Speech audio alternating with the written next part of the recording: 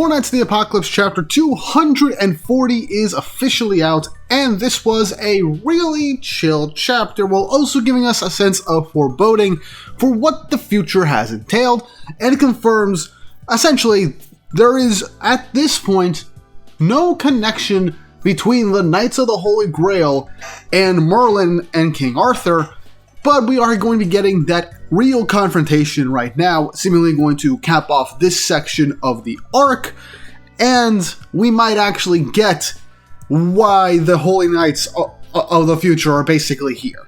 I do in fact also have some critiques on Lancelot's writing within this chapter and how he's being presented recently after his confrontation with Arthur, but we'll get into that when we go into the full actual chapter. But before we jump into things, don't forget to like, subscribe, hit the notification bell for updates on future videos. Really helps, and it shows you guys enjoy the content I make here on the channel and shows you want to see more. And if you want to see more of me outside of this channel, go and check out my second channel, James Comics, where I talk about comic books as well as the stuff from the MCU and James Gunn's DCEU whenever there's stuff to talk about. It's a lot of fun, it's a passion project, and I would really appreciate if you guys go check it out whenever you get the chance. But with all that said and done, let's just jump right into this chapter. Chapter 240 of Four Knights of the Apocalypse, titled The Pilgrims. Cover image is of Lancelot in a pretty nice sports jacket, with the rest of the four knights on the left side of his sleeve, their group's name on the right, and in the back is the Holy Grail, with his number for this jacket being 240, being the chapter number that we have right now. Very nice, very simple. I enjoy casual, cool stuff like this. But the chapter begins with a massive badum, as we see Lancelot just exploding in magical aura, as Tristan and Percival are shocked in the background, as Lancelot just casually walked through the wall, creating a massive crater in the wall just so he can walk out, and everyone's wondering what the hell Lancelot's problem is. He just walked right through the wall and destroyed it. Obviously, he is still fuming mad from the confrontation with Arthur and Merlin in the previous two chapters. But Merlin obviously doesn't really mind. She could just put this thing back together with whatever power she and Arthur have right now that's kept it hidden this entire time. With Gawain saying that she's not sure what's up with Lancelot, he's usually pretty chill most of the time. But Tristan ends up being the most courteous person ever and just says, "We're off, my lady. Let's all join hands to end the fight against Camelot." I don't know why he's playing things up for Merlin and Arthur at this point, but it's honestly adorable that no matter what, he will find a way to just be as courteous to anybody because he's a prince. I don't know why, but it fits his personality. But Merlin and Arthur look on as the four knights walk away with a smile. But Gawain ends up going up to Merlin asking a question. Well, two really. One, why is this thing called the Holy Grail? But Merlin says, I mean, what better name would it be for the vessel that holds the blood of the King of Chaos, who rules over that power and the basic ability that birthed the creation of all of Britannia? And I'm like, it is disappointing that there's not a more, lore reason that it's called the Holy Grail, but at the same time, Merlin did name it the Holy Grail herself, so at least in that aspect, it makes sense why she would call it something like that. I'm definitely trying to look too deep into that. But Merlin notices that Gawain seems kinda concerned, and I'm glad that she finally brought this up, as Gawain ends up saying, well, they encountered a strange group as they entered. They called themselves the Knights of the Holy Grail, as we got a silhouette of all 5 Holy Grail Knights, saying that it seems like they're more of Camelot's Holy Knights that she's sure of, but wants to know any information that Arthur and Merlin might have, as if they're Holy Knights from Camelot, they'd probably know something. But Arthur is stumped. He's never heard of a group like that at all. As this confuses Percival also, because wait, even the king doesn't even know about them? And Arthur says, yeah, first time I've heard that name before. But they did seem pretty familiar with the 4 knights that they mentioned. And Gawain says they're all really strong too, with Percival mentioning that one of them was able to pretty much get on the level of Lancelot's strength. And this does catch the attention of Merlin and says, and I've certainly heard of Lancelot's power. That is pretty concerning. I'll look into them as well. And with that, the 4 knights end up walking away, say their goodbyes to Merlin and Arthur, as Arthur waves away. While it would have been nice if there was some connection that this is something that Merlin did to bring the 5 Holy Grail Knights to the present, this does make things more interesting as to how they got here in the present in the first place. I still maintain my theory that the unstableness of Camelot's whole dimension is bleeding other realities into it, and potential other future timelines have these Holy Grail Knights being brought here, coinciding with a potential mission that they themselves have in their timeline. So there is something to think about when it comes to the Holy Grail Knights and why they are in fact there. And I'm glad Gawain is the one that mentions this, because obviously Lancelot's too pissed off to mention this. Tristan and Percival are too kind of concerned over Lancelot being pissed off for no reason to them so far. So I'm glad Gawain is being the sensible one to bring up the powerful group of Holy Knights that seem familiar with them and call themselves the Holy Grail Knights, and Merlin named this the cup with Arthur's blood in it the Holy Grail. So that is 100% appreciated that we actually got that in here. But with everyone meeting Merlin and Arthur, we're gone and done with this part of the story.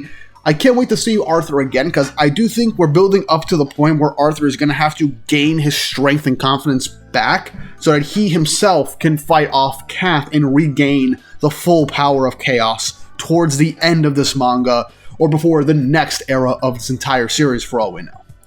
As Arthur and Merlin look on as the Four Knights walk away, Arthur begins to do a quick monologue, saying, "For the Four Knights of the Apocalypse, taking on the will of the legendary Band of Seven. So kind and steady and brave, a group blessed with boundless possibilities, no doubt."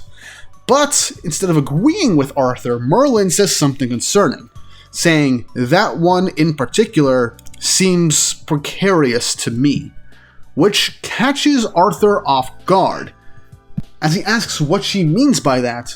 But Merlin stops herself and just says, "I'm probably overthinking things. For now, we have to keep a careful eye on Cath's movements. Even if he did taste defeat at the hands of the Seven Deadly Sins, his evil is far from being completely perished." As we transition to the Four Knights, as they are on top of what I presume a giant spike, on giant conch shells in this giant sea-like area of a mountain range, or wherever the hell they are in this gorgeous double-page spread. Now then, let's unpack what Merlin ended up saying after the Four Knights went away.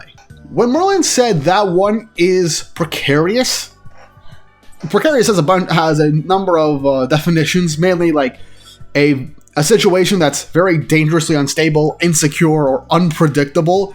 So like, who in fact she's talking about? The obvious answer would obviously be Lancelot, with how he has been acting in the last chapter and this chapter, because yeah, Lancelot is angry at Arthur and Merlin for literally starting this whole situation.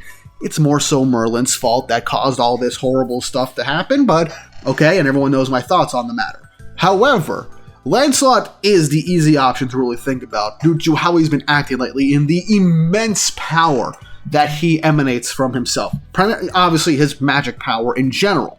So Merlin could be seeing Lancelot with that seemingly infinite number of magic power, and his mental state right now and how he's acting and views him potentially as a threat. Now, this could tie into the potential dark future that Guinevere saw of this version of Lancelot, seemingly after he gets his sacred treasure coated with Arthur's chaos blood, killing Bond. How that could happen, I am completely unsure. But for all we know, Lancelot's losing of his cool and not keeping himself together in this confrontation with Arthur and Merlin to a degree, and just not keeping his emotions as in check as he should, might concern Merlin, and there might be the whole theory that Lancelot might get overtaken by the Lady of the Lake. Maybe she herself gets corrupted and makes Lancelot do this horrible stuff, or maybe Cath takes advantage of Lancelot to do some horrible stuff for this dark timeline. There are a bunch of things to think about. Another option I'm bringing in here with literally no evidence, because I just think it would be cool and I think it would add some nice drama to the story, is if we get Death God Percival back. Like, let's say Percival as a spirit, and he is still the main character, even though we transitioned more to Lancelot acting more like the lead in the last couple of chapters, for the most part.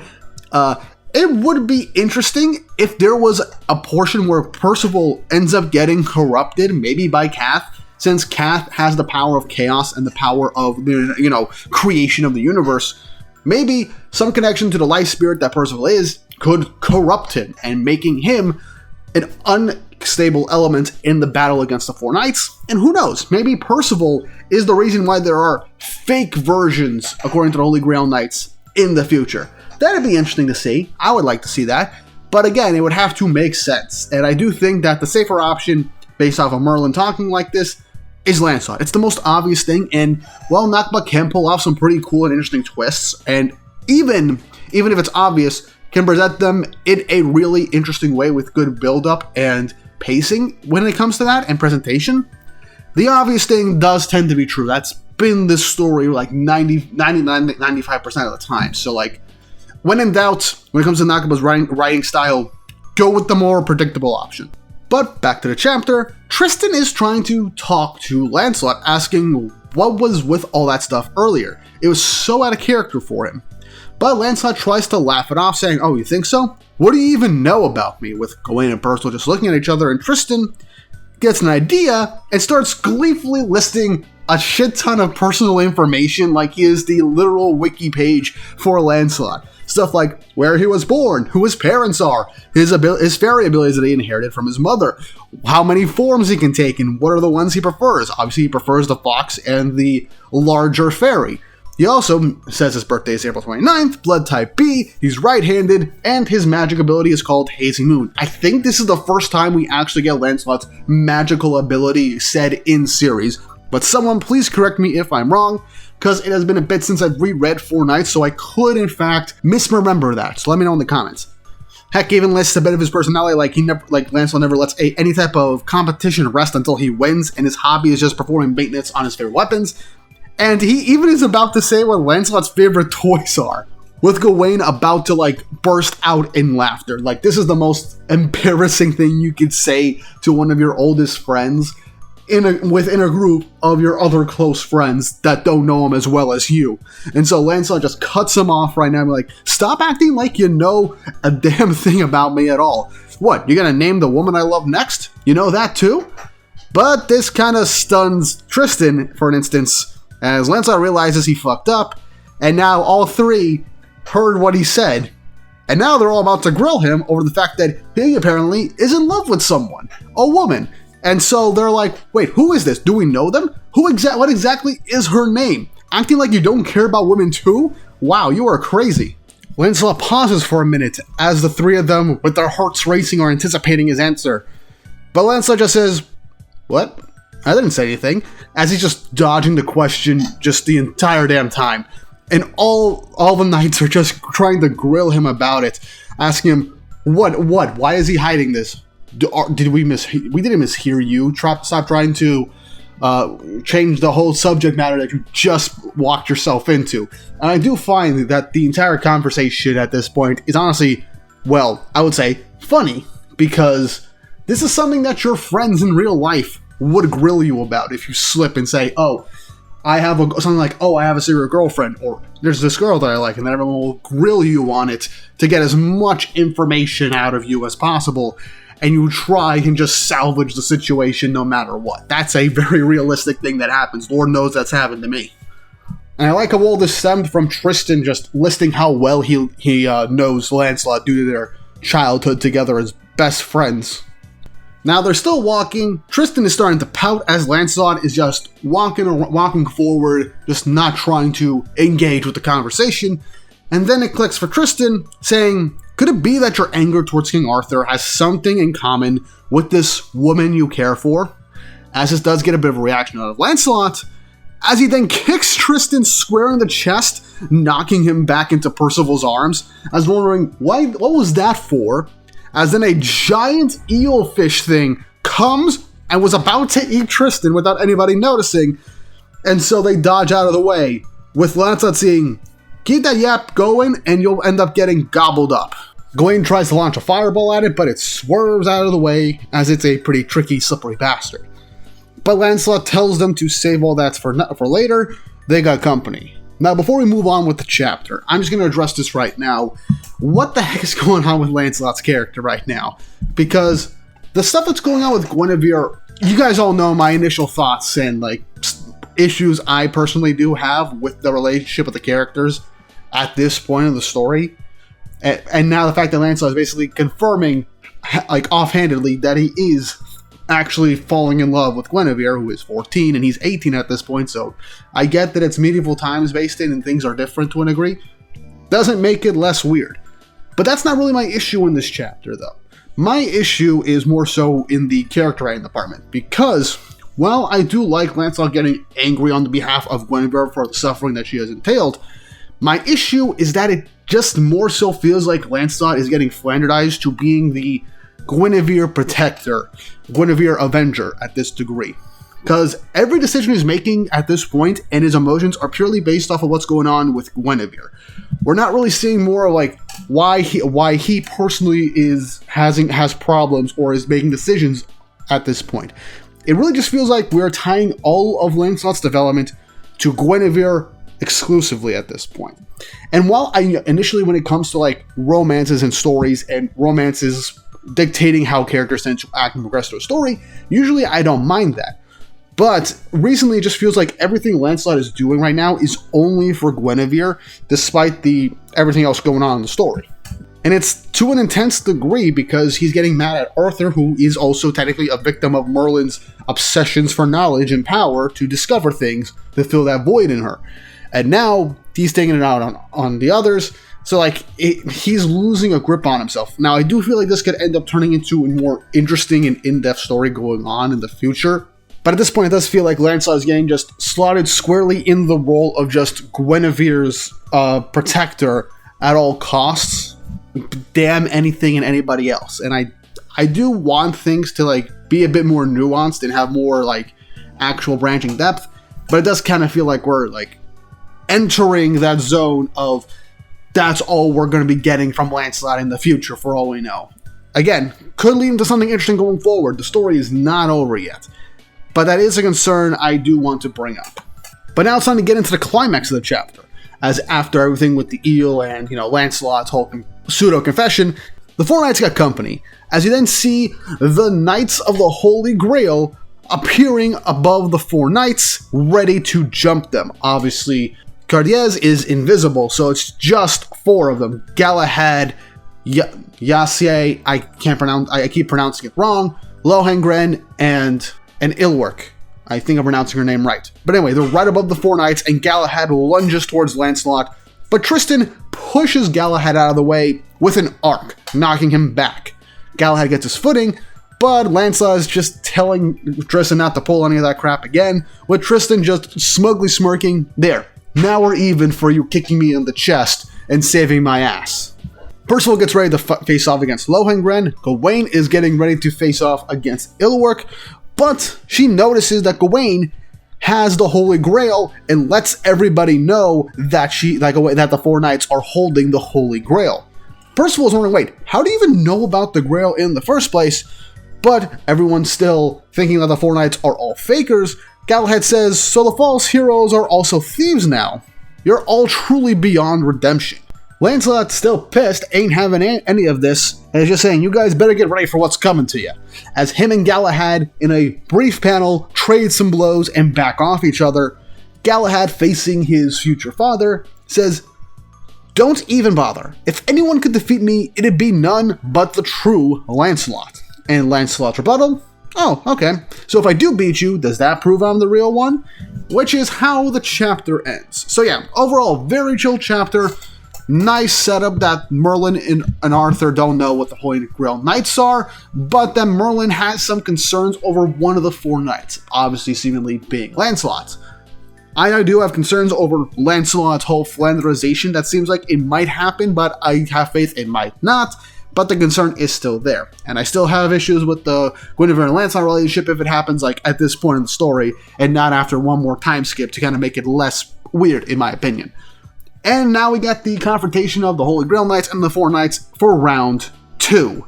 And I am very happy that we're getting this, as this does seem that this is going to be the climax of at least this section of the story. And I want to see what's going on with the Holy Grail Knights, why they're here, and if they will be able to defeat the Four Knights, or if Lancelot and the Four Knights can defeat their future children, and show that even though their future children are strong, they aren't stronger than the current Four Knights are right now. at best, maybe about on their level to kind of even things out and make it more of a challenge for the four knights, which I would very much appreciate. Though I will say something I didn't mention earlier, is that I am curious to see if Lancelot's pissed off behavior is going to affect his fighting style in this instance, and I am curious to see if this will affect his overall performance and affect how the four knights see things. Also, I didn't mention that this does confirm that the Holy Grail that the four knights have right now is the same Holy Grail that the Holy Grail Knights are named after, and seemingly that they know of in the future, so I'm curious to see what that's going to lead into. But let me know what you guys think of everything that happened in this chapter in the comments below. Let me know your thoughts, theories, speculations, and concerns. And once more, if you haven't already, like, subscribe, and hit the notification bell for updates on future videos. Really helps, and it shows you guys enjoy the content I make here on the channel, and shows you want to see more. And with all that said and done, hope you all have an awesome day.